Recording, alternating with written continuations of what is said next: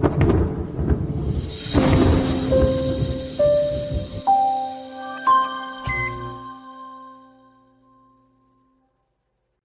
to PowerCat Live. I'm here with Ti Jefferson, Principal Group Program Manager on Power Apps. Hi, Ti. Hi, thanks for having me. Oh, thanks so much for doing this. So how long have you been working on Power Apps and how did you get to the team? Oh my, let's see. I joined the Power Apps team last July after having spent about 3 years roughly working directly with Charles as we established the Citizen Application Platform Group. Since joining Power Apps, been really focused on a lot of the same areas, which I think we'll probably be touching on a little bit as well. Well, let's get into it then. Okay. So we're going to talk about the safe deployment process, right? One of the things you established during that time. What is the safe deployment process? Well, simply put, it is a way of ensuring that when you are providing updates, that you deliver it in a safe methodology that minimizes the impact to the customers that are living the experience of those applications that you're providing, to ensure faster delivery, especially at the speed in which we all now move in. Yeah, I think we're all feeling that speed for sure. Yeah, absolutely. Before this, the deployment process was less frequent, more error prone? Like, what was the experience? What caused this to change?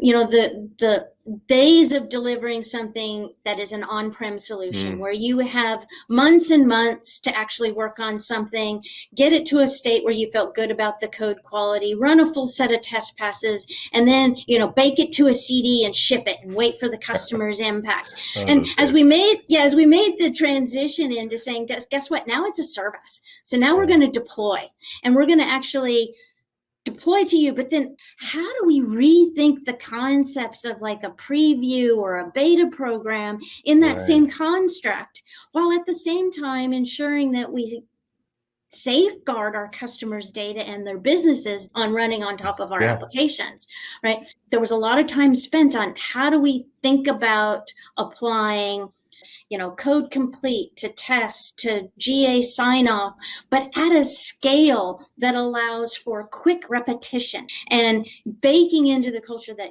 those quick iterative processes are actually much more powerful and predictable for both engineering as well as our customers. And I think the culture aspect of this is really interesting, right? Because I know I see this with the customers I work with too that are adopting Power Apps, because they're now on the receiving end of this and going from, month-long or months-long cycles in the CD that you described to receiving new features weekly from us. Right. What was the culture change within Microsoft like? Well, it was actually twofold. The first reaction from our customers was like, we can't possibly take updates that fast, right? Yeah. We're not prepared, because they themselves were also still making this journey of how to think at a faster scale and apply it. So there was a lot of time and effort that we spent saying, please bear with us, trust us. And at first we didn't always get it right. So there were some very uncomfortable sessions there at the beginning of as we started to make this transition. But very quickly for me at the time when I was running it, when I started noticing the difference in the calls with the customer, where they were more like, we want to raise the concern that we hear that you're doing this and we're concerned that we're going to have an impact. And I was able to go, well, let me show you some data where we've actually in the last 2 months delivered 6 updates to you. Did you experience a problem? And at that time, I started to see the perception from our customers start to evolve. I still see pockets of that adjustment still happening. And some of it honestly still happening within Microsoft as we continue to make this adjustment on how fast can we deploy and do it safely. Yeah, that's interesting. So how did you get past the cultural, especially in Microsoft, right? How did you get past the cultural barriers to, people, getting on board with releasing once a week? Oh boy, there was some fun times there for sure, and a lot of really tough conversations. I know initially when I first started rolling it out, I had to establish some general terminology and framing to get everybody on board. And so it started as simple as we use a train analogy. A lot of organizations use this. I got old school. I started building a spreadsheet saying we're going to have a train that like every Thursday is going to depart our dev environment and go to our tip environment. And a week later, it's going to go from our tip environment to what we now call station 1. And ultimately, we baked out about 6 stations to start with. We've now extended that as we continue to grow out our expansion. But with the idea of having that clear matrix, it was funny how suddenly engineers could look at that and go, oh, so if I'm not quite comfortable with my update and I want to do another week of testing, I think it needs a little bit more bake time, I can do two things. I can hold it back a train, Right. and at the same time, I can also ensure that what we call a feature control flag or feature control bit is applied to that, so that we have two options when we're rolling out those kind of updates to say, look, I'm going to put it on this particular release. It's going to arrive in X number of weeks to my customer. As it starts to deploy out, we start to get more and more exposure across the larger base of our customers. Our telemetry starts to tell us, is the capability that we're lighting up working like we expected it? And if any of those cases come back with a strong no, it's not, we had the opportunity at that point to say, guess what? This particular release is not going to go any further because, and this was part of the cultural change that concerned engineers originally, because right behind it, 1 week later is the next train that contains those fixes plus additional fixes from the last week's worth of incidents that we've responded to, which was another culture change that we had to work through, was to ensure that engineers really started to understand that when they heard like code complete or they were checking in, that they themselves had the ability to go, it's not ready yet. I need to hold it another week. So as we started to test that muscle, and engineers actually saw that like we were serious. Every week, here's the cutoff. You didn't make it. It went to tip.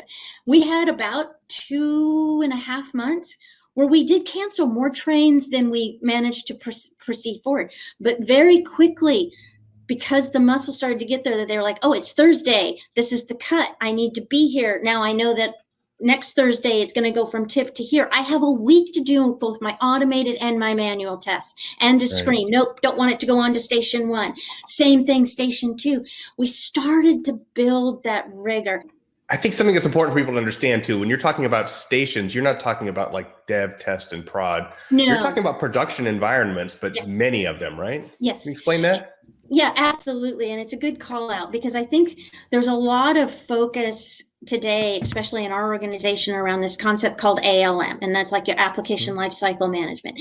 And if you think a lot of it, that is about how do you, from dev to test to your production environment. But for Microsoft and for Dynamics and Power Apps and Power Automate and the entire Power Platform, our production environment is not a single environment. It is global, worldwide impact. So the very last thing we want to do is roll out an update worldwide that doesn't act like we wanted it to, that is not performant. Because of the scale and size of Microsoft and the different applications, we in Power Apps, or in basically the CAP organization, refer to them as stations. And that a lot of that came around our scale group rollout, which is basically our longer SDP process that we have today. But the concept of safe deployment and those stations and those targeted levels of impact are a consistent theme. Some groups will call them rings. I tend to like trains and stations because I love the analogy of the train is leaving the station.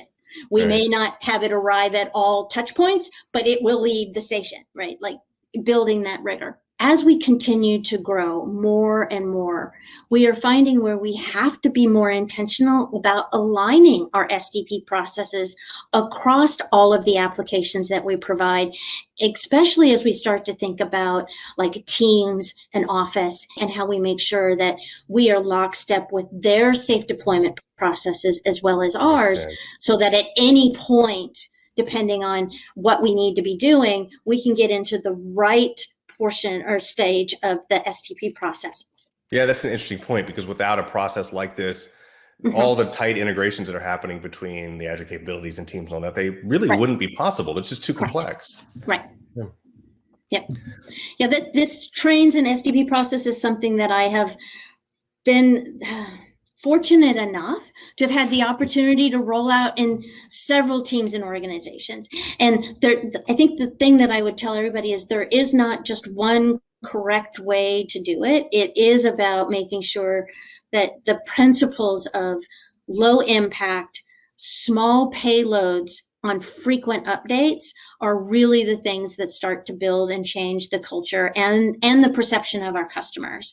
And we really have to be intentional, but that's where this safe deployment process and methodology and how we think about small incremental exposure really starts to set that strong stage for a strong culture around your engineers about delivering quality code at speed and not feeling that we're slowing them down unnecessarily. But it's not a fast, here, define a process, do some pretty charts, set up a schedule, and go. It really took intentional focus. And that was one of the ways that we actually were able to recoup a lot of the understandings of the customers that, well, we actually are hearing them because they started to more quickly see the fixes from their issues from live site delivering. The capabilities that we told them were going to show up in a quarter actually showed up in that quarter, right? Like they started to see these things and it really started to shift.